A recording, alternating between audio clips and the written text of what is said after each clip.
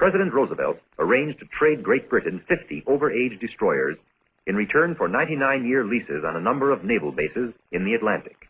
With England in danger, Congress voted immense sums to build a fleet for the Atlantic Ocean, designed to give the United States the first two-ocean navy in its history.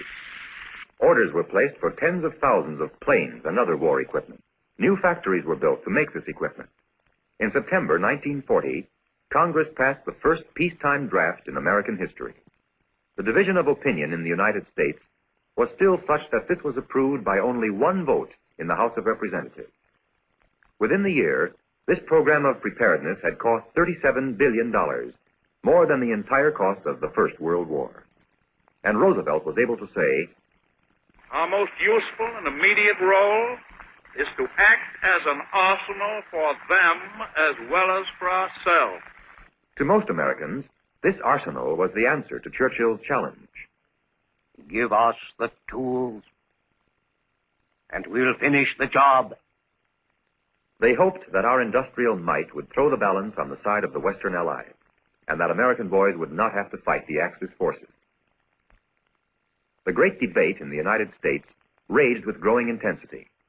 Roosevelt's re-election to an unprecedented third term in 1940 served to indicate that the majority favored the route he charted, a route which offered aid to the Allies, but which also promised to most Americans the avoidance of war. In February and March of 1941, Hitler moved to the southeast. Through political pressure and by military force, the Germans occupied the Balkan countries, Romania, Bulgaria, Yugoslavia, then Greece, the island of Crete, Libya, perilously close to Britain's lifeline, the Suez Canal.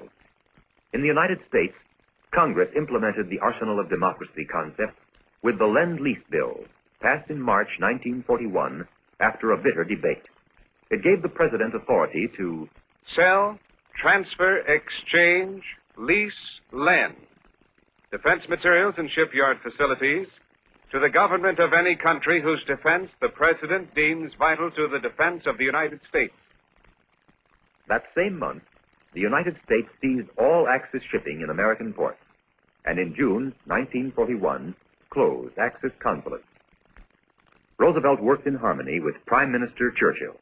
In August 1941, the two leaders met in mid-Atlantic, where they drew up a joint declaration of war aims to keep alive the spirit of resistance in the conquered nation. Sovereign rights and self-government restored. Access on equal terms to trade and to raw materials. Improved labor standards, economic advancement, and social security.